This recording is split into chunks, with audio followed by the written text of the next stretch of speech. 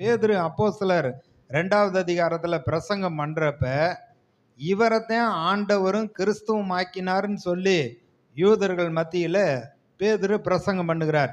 அப்போஸ்தலர் 2வது அதிகாரம்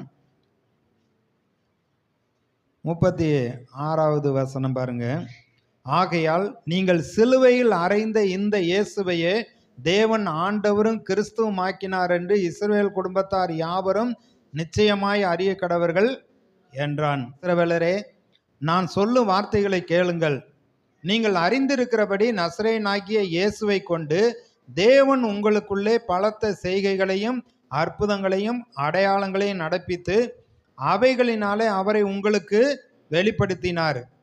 அப்படி இருந்தும் தேவன் நிர்ணயித்திருந்த ஆலோசனையின்படியும் அவருடைய முன் அறிவின்படியும் ஒப்பு கொடுக்கப்பட்ட அந்த இயேசுவை நீங்கள் பிடித்து அக்கிரமக்காரருடைய கைகளினால் சிலுவையில் ஆணி அடித்து கொலை செய்தீர்கள்.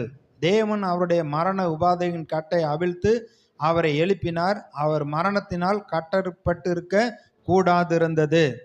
அப்ப இயேசுவை தான் பிதாவாகிய தேவன் ஆண்டவரும் கிறிஸ்துவும் ஆக்கி இருக்கிறார் என்று இஸ்ரவேல் மக்கள் நீங்க குடும்பத்தார் எல்லாரும் அறிந்து கொள்ளுங்கன்னு சொல்றாத்து.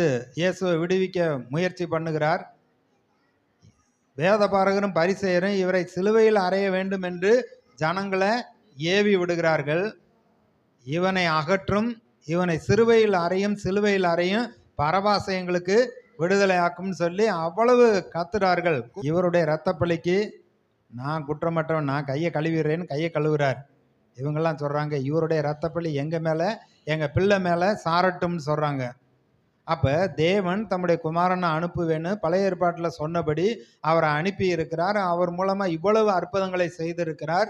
மனுக்குலத்தை பாவத்தை தன் மேல ஏற்றுக்கொண்டதுனால உலக ரட்சகரா சிலுவையில அவர் ஜீவன் கொடுத்திருக்கிறாரு. நீங்க அவருடைய சித்தத்தை பிசாசு சொல்றதை கேட்டு நிறைவேற்றிட்டீங்க அப்படின்னு பேதுரு பிரசங்கிக்கிறப்ப அவங்க இருதயத்துல குத்தப்பட்டவங்களா அப்போஸ்தலரை பார்த்து நாங்க என்ன செய்ய வேண்டும் என்று கேட்டாங்க. 38வது வசனம், பேதுரு அவர்களை நோக்கி நீங்கள் மனம் திரும்பி ஒவ்வொருவரும் பாவம் மன்னிப்பு கண்டு இயேசு கிறிஸ்துவின் நாமத்தினால ஞானஸ்தானம் பெற்றுக்கொள்ளுங்கள், அப்பொழுது பரிசுத்தாவின் வரத்தை பெறுவீர்கள். வாக்குத்தத்தமானது உங்களுக்கும் உங்கள் பிள்ளைகளுக்கும் நம்முடைய தேவனாகிய கர்த்தர் வரவழைக்கும் தூரத்தில் உள்ள யாவருக்கும் உண்டாயிருக்கிறது என்று சொல்லி இன்னும் அநேக வார்த்தைகளினாலே சாட்சி கூறி மாறுபாடுள்ள இந்த சந்ததியை விட்டு விலகி உங்களை ரட்சித்துக் கொள்ளுங்கள் என்று புத்தி சொன்னான்.